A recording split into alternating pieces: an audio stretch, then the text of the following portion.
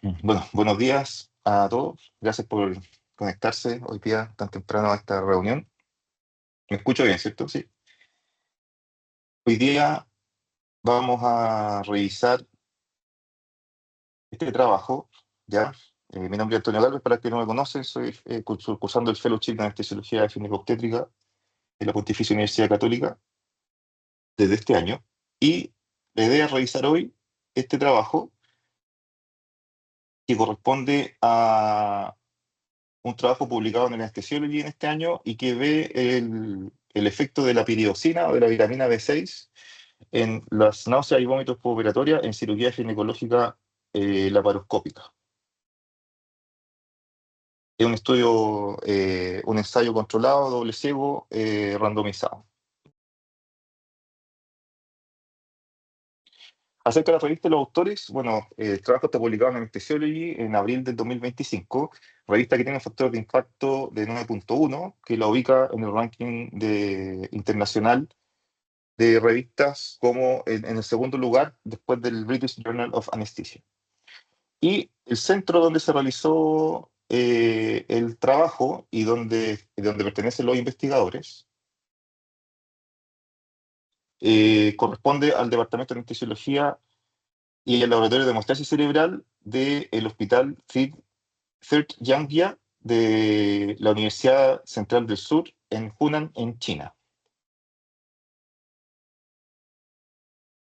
A modo de introducción, la náusea y vómitos postoperatorias tienen una incidencia importante en la población general que puede llegar hasta un 30%, y en poblaciones de alto riesgo puede llegar incluso a presentarse en un 80% de la población.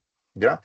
La laparoscopía ginecológica precisamente es uno de los contextos en los cuales hay un aumento significativo del riesgo de náusea y vómito, y ha habido algunos intentos por comprender la fisiopatología de este cuadro, y está bastante estudiado cuáles son los receptores y los distintos targets en los cuales se puede actuar para poder prevenir la náusea y vómitos postoperatoria, y eso está en desarrollo también. Sin embargo, ellos plantean en este trabajo la importancia de dos sustancias que para ellos son radicales en cuanto a la generación de este cuadro en el postoperatorio en este contexto, los cuales son la sustancia P y la interleuquina 6, dándole importancia, digamos, a lo que tiene que ver con la respuesta inflamatoria de la cirugía en la génesis del cuadro que en estudio. ¿Ya? ¿Cuáles son los riesgos de tener náusea y vómitos postoperatorias, aparte del disconfort, digamos, del paciente? Hay riesgo de aspiración, de redicencia. Ellos exponen también que eventualmente puede haber un mayor tiempo de recuperación en la unidad de recuperación postanestésica, aumento de reingresos prehospitalarios, lo cual a la larga va a desencadenar aumentos de los costos asociados a las hospitalizaciones de los pacientes y a las atenciones de los mismos. El manejo actual tanto de la profilaxis como el tratamiento de la náusea y vómitos postoperatorias se centra principalmente, desde el punto de vista farmacológico, en varios pilares. ¿Ya? Existe hoy día digamos, alternativas farmacológicas, muchas de ellas que se ocupan de manera asociada, tanto como profilaxis y como tratamiento.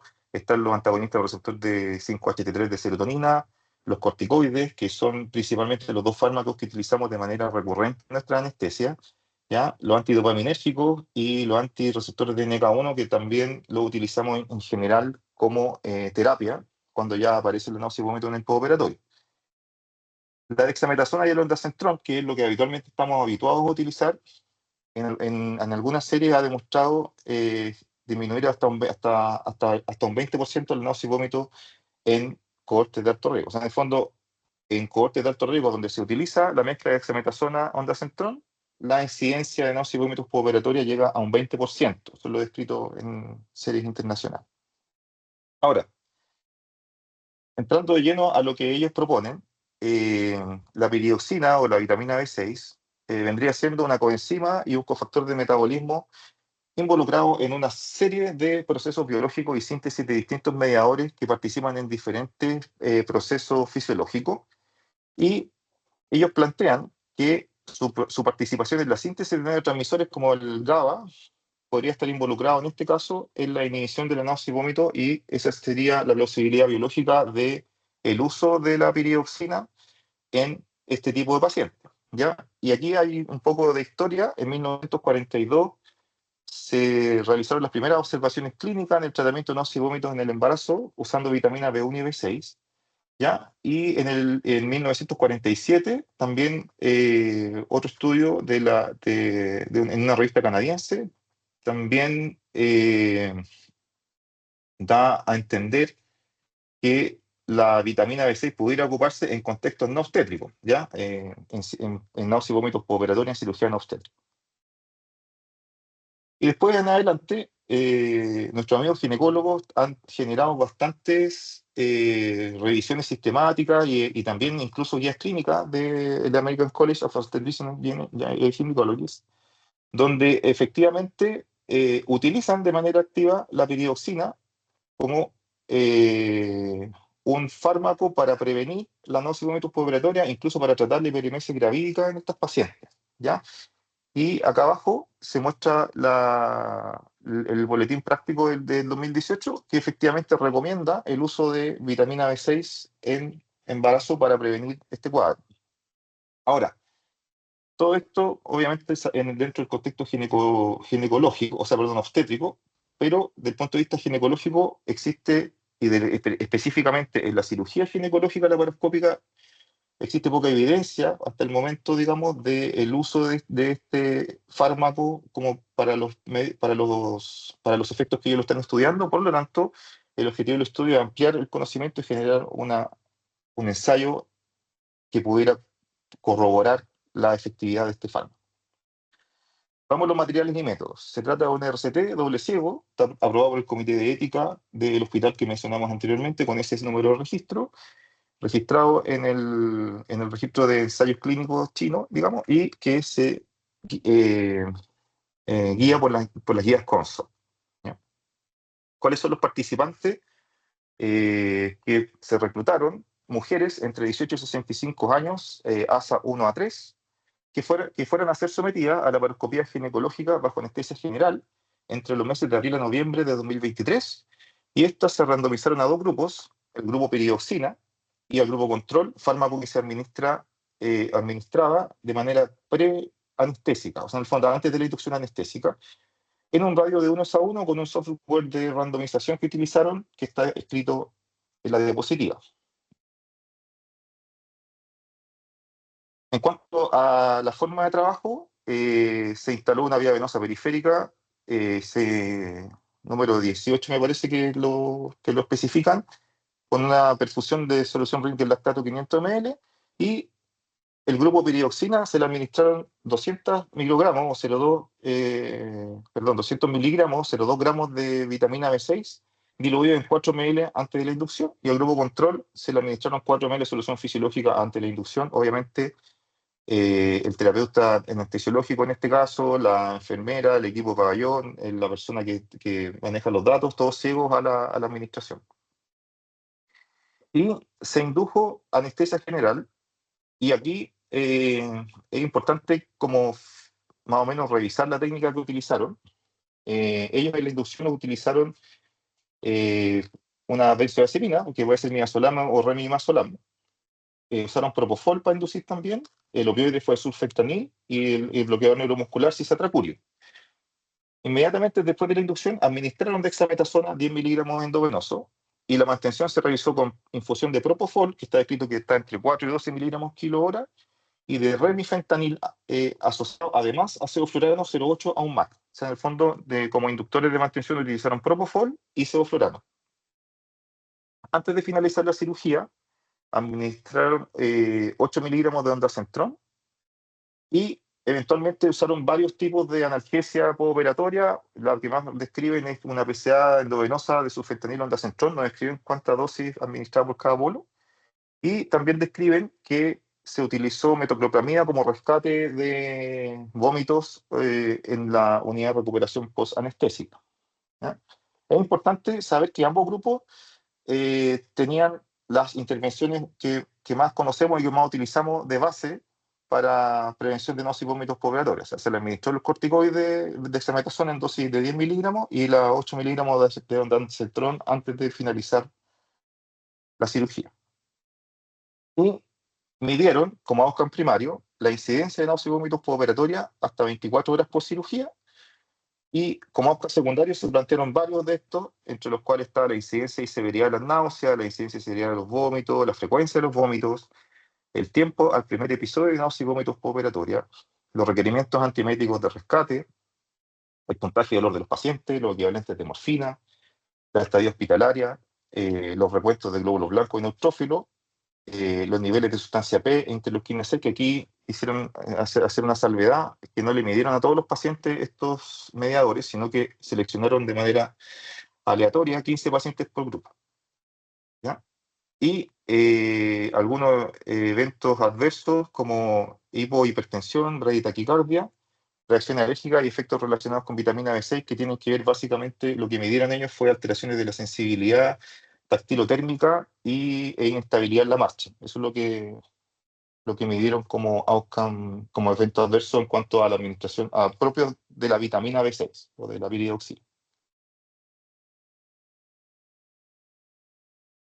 Entonces, en cuanto al análisis estadístico, ellos reportaron una incidencia de náuseas y vómitos postoperatoria previa en grupos similares al de estudio de un 28%, y realizaron un estudio de factibilidad con un N más pequeño previamente y definieron que adicionar vitamina B6 podía bajar las náuseas y vómitos postoperatoria hasta un 13%. En virtud de esos dos datos, con ese software que está puesto ahí, definieron un tamaño menstrual para un intervalo de confianza de 95% con un alfa de 0,05 y un poder de 80% con un beta de 0,2, un radio de 1:1 en la randomización y una pérdida de 10% de los pacientes en el reclutamiento de 240 pacientes en total, 120 por rama. Y el software de análisis estadístico para los datos fue el SPSS 25, escrito en la diapositiva. Eso es en cuanto a los métodos. Vamos a los resultados. Perdón. De 442 pacientes que podían ser elegidos para el estudio, se excluyeron 202 por distintas razones. Y de esos quedaron 240 pacientes que se randomizaron a dos grupos, ¿ya? Al grupo de piridoxina, ¿ya? Que fueron los que recibieron la intervención de los 200 miligramos, y al grupo control que recibió el suelo fisiológico, ¿ya? Uno de los pacientes del grupo control se convirtió en la cirugía abdominal abierta, ¿ya? Sin embargo, se mantuvo el seguimiento de ese paciente y no se excluyó del trabajo, ¿ya? Por intención de tratar, ¿ya? En el seguimiento no se perdió ningún paciente y se analizaron al final del estudio 120 pacientes por rama. En cuanto a las características demográficas, la tabla 1, vemos que no hay diferencias significativas en general, lo que habla de una buena utilización de los grupos, entre las distintas características demográficas de ellos. ¿Ya? La edad es similar, digamos, el estatus ASA, las comorbilidades como diabetes, hipertensión, cardiopatía coronaria, tabaquismo, eximitosis.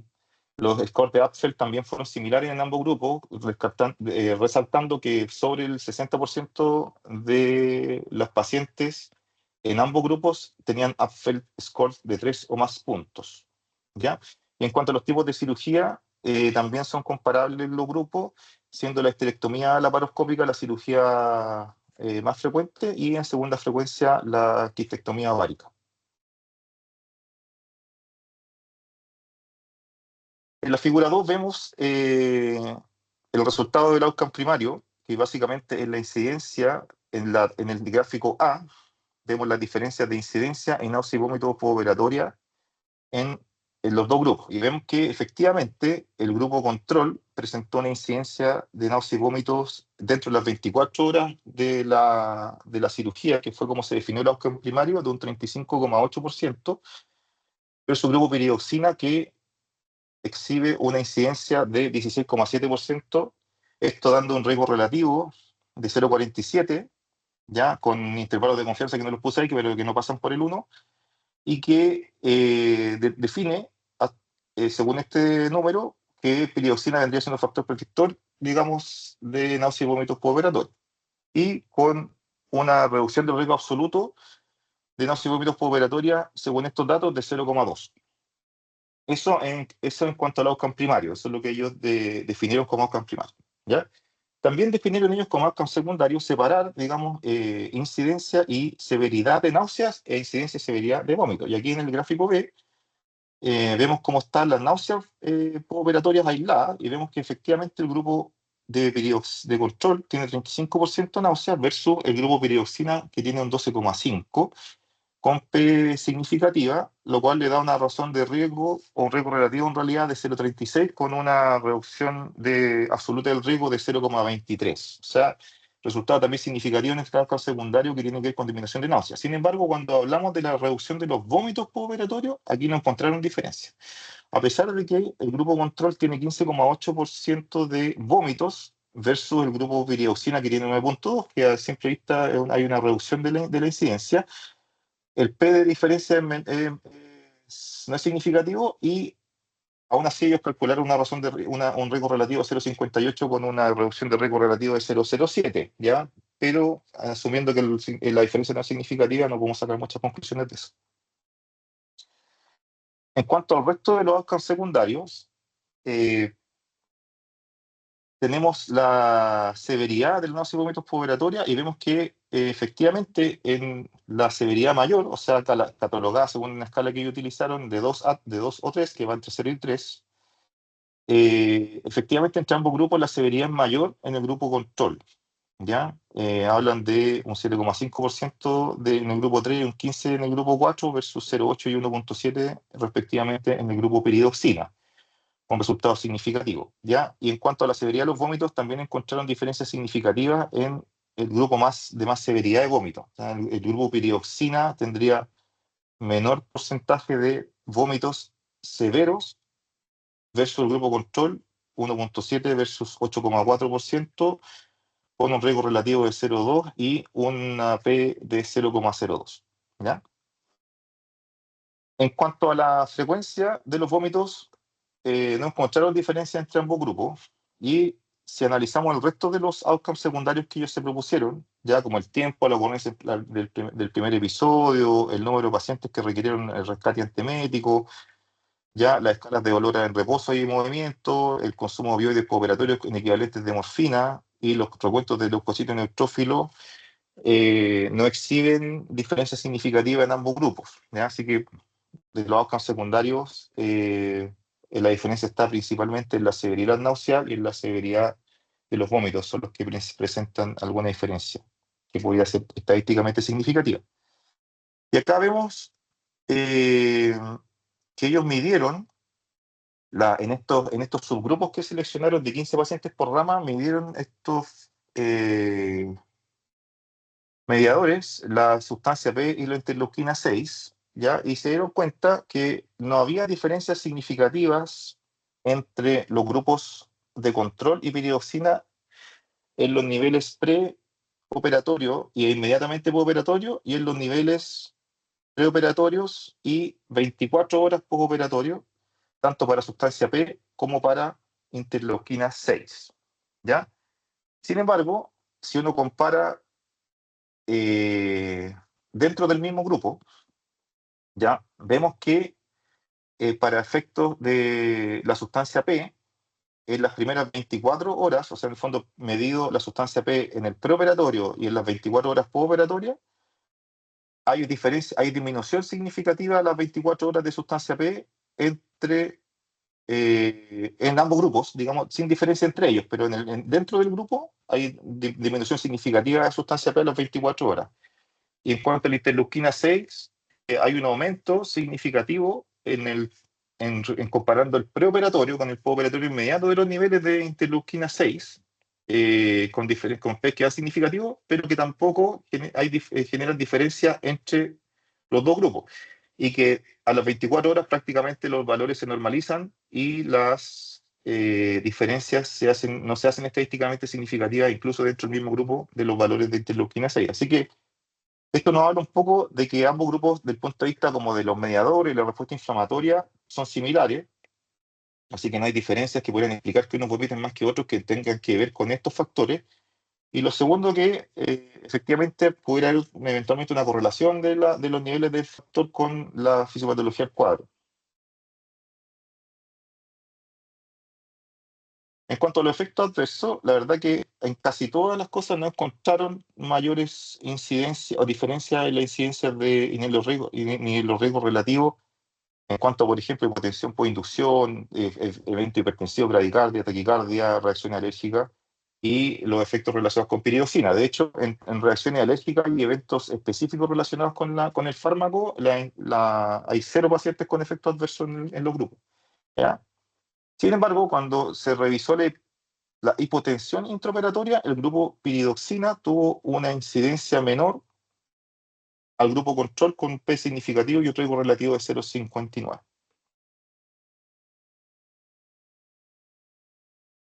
Bien, entrando en la discusión, eh, ellos plantean, digamos, el uso de piridoxina antes de la inducción, en las dosis que la describen, genera efectivamente una reducción y pudieron demostrarla con su trabajo la incidencia de náusea y vómitos postoperatoria y una reducción en la incidencia como outcome primario y como outcome secundarios, una reducción en la incidencia y severidad de las náuseas postoperatorias, sin demostrar aparición de efectos adversos significativos, también en concordancia con lo demostrado previamente o con lo descrito en realidad en el manejo del náusea y vómito en el embarazo, y lo plantean como una medida simple y efectiva, sin embargo, con una necesidad de mayor estudio, de mayor comprensión de la fisiopatología, del mecanismo de acción del fármaco en la fisiopatología de la náusea y vómito, y eventualmente con la necesidad de hacer estudios con muestras de mayor tamaño para poder determinar, digamos, si es válido el resultado, digamos, en cohortes más amplias y en otros settings, digamos, de pacientes postoperatorios. Ahora, hay una cosa importante que ellos también declaran en la discusión, que ellos encuentran una incidencia mayor en el grupo control respecto a los datos previos. Cuando revisamos la incidencia de náusea y vómitos postoperatoria en el grupo control, ellos ven que llegó hasta un 35% aproximadamente, siendo que tenían en reportes previos una incidencia al usar dexametasona y ondansetron, una incidencia que rondaba el 20%. Entonces plantean que pueden haber diferencias raciales en general, porque hay estudios de incidencia realizados en China que localizan la náusea y vómitos postoperatoria en esos contextos entre un 31,7 y un 48,7%. Así que de esa manera justifican que podrían tener más incidencia de náusea y vómito en el grupo control. ¿Ya? Lo otro que conversan y que también a mí también me hace ruido, digamos, es que realizan el uso de un agente inhalatorio que también es factor de riesgo conocido para náusea y vómitos postoperatoria, independientemente que utilizan propofol como perfusión para mantener la anestesia. Y también discuten, digamos, que hay una mayor incidencia de hipotensión en el grupo control, pero no le dan mayor relevancia en general ni una explicación durante el trabajo. Discuten, bueno, obviamente los ligandos, digamos, que producen emesis son múltiples y variados. Ellos plantean, digamos, bueno, y sabemos que cuando utilizamos un fármaco, tanto como profilaxis como tratamiento de náusea y vómito en el contexto quirúrgico actuales, sabemos que eventualmente vamos a actuar idealmente sobre un receptor específico. Ya, sin embargo, cuando hablamos de vitamina B6, se habla de un efecto pluriotrópico, entonces que modula la homeostasis del calcio, ya que limita la respuesta inflamatoria, que inhibe la liberación de sustancia P y que reduce los niveles de GABA, ¿ya? Por lo tanto, queda la sensación, y ellos también lo hablan en la discusión, de que hay una poca claridad en cuanto al mecanismo por el cual la piridoxina pudiera actuar.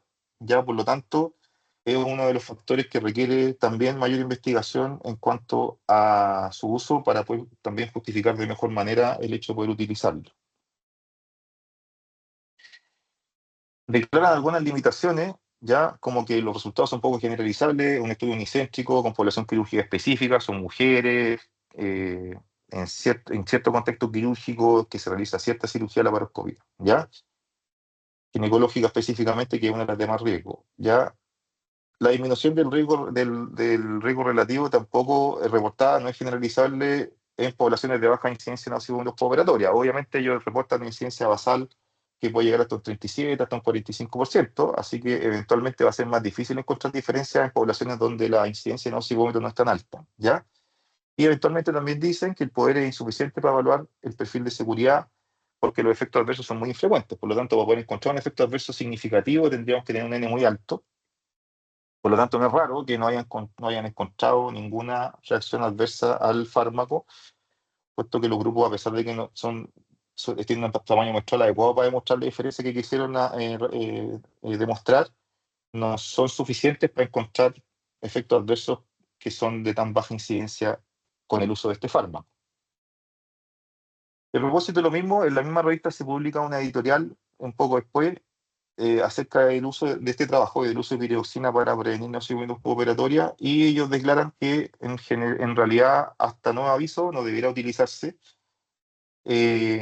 porque hay varias preguntas que están sin responder, entre ellas cuál es el mecanismo de acción, ya cómo actúa en poblaciones diversas, ya cuál es la dosis mínima efectiva, asumiendo que ellos utilizaron, relatan aquí en esta editorial, es una dosis mucho mayor de la que habitualmente, de la que pudiera haberse utilizado, ya si es un tratamiento efectivo o no, si las dosis repetidas son seguras, si hay efectos adversos de incidencias significativas, si la administración oral es efectiva, etcétera. Ya ellos plantean que hay bastantes interrogantes todavía en relación al uso de este fármaco eventualmente para lo que ellos lo proponen. Y algunas cosas que a mí me quedan dando vuelta es básicamente el uso en la técnica anestésica. Ellos utilizaron sevoflurano y propofol, y en realidad me quedó siempre la duda si que hubieran podido limpiar un poquito más el escenario sacando el sevoflurano de la ecuación y asumiendo que era una población de alto riesgo no operatoria, haber usado TIVA sin sevoflurano, obviamente. ¿Ya? El uso coadyuvante también queda dando vuelta. Es cirugías que, por lo menos en este centro, en general se utiliza alguna coadyuvancia, lidocaína, dexmedetomidina, fármacos no opioides. Haber visto cómo puede impactar el uso de la coadyuvancia, la disminución de la dosis de opioides, digamos, en el outcome que están midiendo. Ya, él obviamente queda dando vuelta el mecanismo de acción, que no pareciera estar muy aclarado.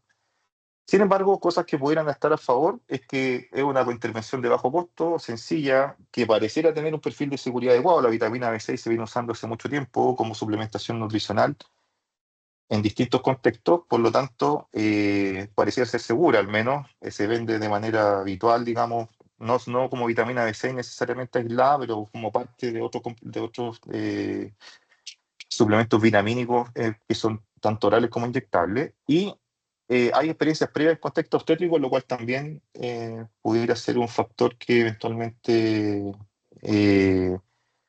da un aliciente a que eventualmente se puede trasladar esta evidencia que se ha visto en esa población específica a población no obstétrica. Eso es. Muchas gracias por la atención. No sé si hay alguna pregunta.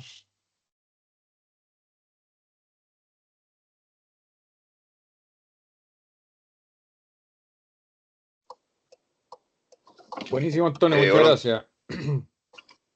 Dale nomás, Peter. Sí, perdón que me diga. Gracias, Antonio. Está súper buena la presentación, súper claro el trabajo. Oye, un par de preguntas. Iba a decir esto de la factibilidad biológica y qué bueno que ellos también plantean que no está claro el mecanismo de acción, porque esto que en la introducción contaste respecto de la B6 siendo una coenzima que aumenta o que forma parte de la síntesis de GABA, suena como un mecanismo un poquito largo, por así decirlo. O sea, como que toma tiempo, no sería un ligando directo de un receptor o qué sé yo, o modula digamos, la función de un receptor, sino que participa en la síntesis de un neurotransmisor. Entonces parece como poco factible que si lo pasas justo antes de la cirugía, 2 horas después tengas algún efecto clínico. Ahora, ellos proponen algún algún mecanismo, o sea, existe alguna como teoría de ellos propia respecto de cómo potencialmente funcionaría. Esa es la primera pregunta. Y la segunda, ellos categorizan, o sea, perdón, describen cuántos sevofluranos ocuparon en cada uno de los grupos. O sea, ¿era una concentración fija de sevoflurano o era modificable por el anestesiólogo? Porque si es modificable, potencialmente un factor confundente. Sí, gracias Luis, por la pregunta. Mira, respecto a los mecanismos, ellos están en la misma nebulosa que lo que habla la editorial en general y todo. O sea, en el fondo no plantean una cosa específica. De hecho, en la diapositiva que mostré, en donde muestra los distintos mecanismos, habla de, efectivamente, pareciera ser que el más importante tiene que ver con el tema de la síntesis de GABA. En la editorial también hablan de que eventualmente pudiera haber algún efecto que tiene que ver con la acción sobre la síntesis génica, con los efectos de síntesis proteica generada por corticoides, lo cual también parece un mecanismo largo. Así que a mí también me generó la misma duda. Ellos tampoco justifican el hecho de que eventualmente ¿cómo se llama? Estos mecanismos no estén aclarados y que haya uno que efectivamente ellos se matriculen porque eventualmente sea el más plausible.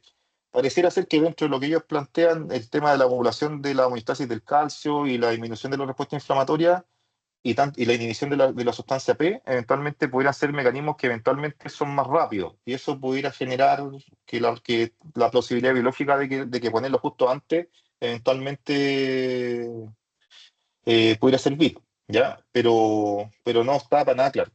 Y en relación al sevoflurano, eh, ellos describen en el protocolo que los pacientes van con 0,8 a un MAC. Eso es lo que se limitan a decir eso, ¿ya? Ahora, no, obviamente tiene que estar calculado para la edad, supongo, y llama la atención que los niveles de sevoflurano son niveles hipnóticos habituales y además tienen una infusión de propofol entre 4 y 12 miligramos kilo hora, que también me parece que son dosis bastante adecuadas como para usar uno o el otro, digamos, pero yo ocupo las dos cosas al mismo tiempo. Así que pareciera que no hay mucha variabilidad en cuanto a la concentración de sevoflurano, al menos. Esto es lo que así Vale. tiene la mano levantada. Sí, oye, a mí me gustó el trabajo, me parece que está desde lo formal, está todo correcto, está un trabajo que está bien hecho, los confundentes son pocos a mi gusto. Sí que yo tiendo a creerle a esta cuestión, está publicado en una buena revista, eh, pareciera ser que hay una plausibilidad biológica para su efecto, así que a mí yo tiendo a creerle. Cuando uno calcula en este tipo de estudio, uno calcula cuántos pacientes uno debería tratar para disminuir el riesgo de náusea, por ejemplo, o náusea y vómito. En este caso, como la diferencia o la reducción absoluta del riesgo era de 0,2, el NNT en este caso es de 5. Entonces son poquitas pacientes las que necesitáis tratar para tener un beneficio. Para una droga que cuesta nada, que es prácticamente gratis, me hace sentido que al menos uno podría probarla esta cuestión. Sobre todo si tiene, como decía, los riesgos son bajos, el costo es bajo, me parece absolutamente razonable pensar o plantear usarla en este subgrupo paciente. Yo entiendo que los que escribieron la editorial tienen que ser más cautos y es como lo habitual, digamos, y llegar y decir, mira, este va a pasar a ser el standard of care de aquí para adelante, con un solo trabajo es imposible decirlo, digamos, pero pudiera perfectamente serlo, digamos. Entonces, yo creo que es algo perfectamente planteable.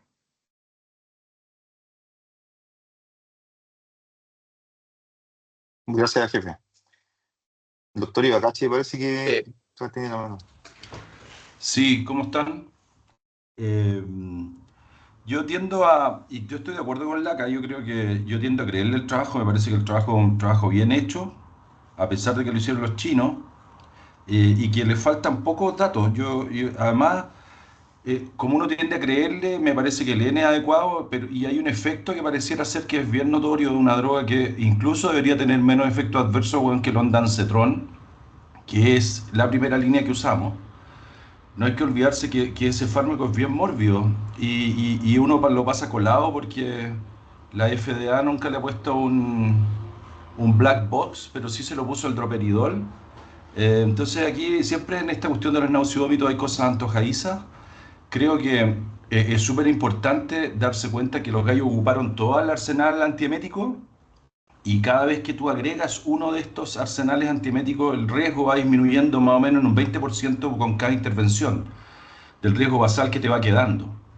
Entonces, que hayan encontrado un efecto utilizando todos estos drogas e incluso propofol para poder atenuar la náusea y vómito inducida por los opioides que usaron y el gas que usaron, me parece súper relevante. Yo lo veo como una alternativa súper atractiva y que puede eventualmente ser usada.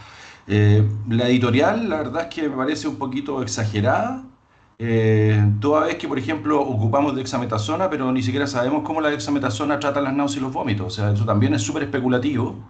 Entonces, gran parte de los trabajos que usamos, o sea, de las alternativas antieméticas que existen como plausibles, al menos dos o tres, no sabemos cómo funcionan o cómo es que finalmente logran disminuir las náuseas y los vómitos. Sabemos cómo funcionan para hacer otras cosas, pero no para atenuar náuseas y vómitos. Y este es lo mismo, este es el mismo caso. Entonces, que el editor venga, o el que hizo la editorial venga a decirme todas estas cosas y todas estas cuestiones, la verdad es que lo toma a orden de inventario. Así que gracias, Antonio, súper bien presentado, además me encantó cómo lo hiciste. Gracias, profesor. El doctor Valde, lo veo ahí con la mano. Sí, hola, yo no. Oye, estoy de acuerdo con Ibacache. Y también creo que sería bueno considerarlo dentro del arsenal, pero yo creo que igual un poco a mí me llama la atención que pese a, como ustedes dicen, que hayan ocupado tantos otros agentes para tratar las náuseas y los vómitos o para prevenirlas, que hayan tenido en el grupo control una incidencia tan alta de náuseas y vómitos. Entonces, eso hace pensar que quizás eventualmente en la población china donde se hizo este estudio, las náuseas y vómitos son más frecuentes. No sé si eso está hablado por literatura local de allá, pero ese NNT que habla el doctor Lagasse eh, sería 5, pero en la población china, porque eventualmente en una población que tiene menor incidencia de náuseas y vómitos puede que el efecto sea menos acentuado. Entonces igual sería interesante verlo en población local, ojalá, para como con nuestra incidencia de náuseas y vómitos, ver si es que este fármaco efectivamente logra bajar la incidencia agregado al arsenal que ya ocupamos. Sí, específicamente en relación a ese tema, ellos reportan, digamos, estudios poblacionales de náuseas y vómitos en cohortes, digamos, similares en China, que la náusea y vómitos pueden llegar hasta un 47% con doble profilaxis, o sea, usando dexametasona o endocentrón. No especifican si efectivamente en el grupo usan TIVA o no, digamos que eventualmente es una decisión que en general uno toma cuando tiene cohortes de alto riesgo o pacientes con antecedentes de náusea y vómitos previas, a veces optamos por esa opción. Pero ellos reportan incidencias súper altas. Yo estoy de acuerdo que efectivamente no es la realidad de todos lados y efectivamente ellos también como limitación lo reportan, que eventualmente la validez externa no es muy alta en ese sentido. Pero yo creo que en virtud de la magnitud de la diferencia, tiene que haber algo que eventualmente pudiera ser útil en distintos contextos, siendo una intervención bastante sencilla y poco costosa y eventualmente poco riesgosa también, asumiendo que es un fármaco que eventualmente se viene usando hace mucho tiempo para otros fines, digamos.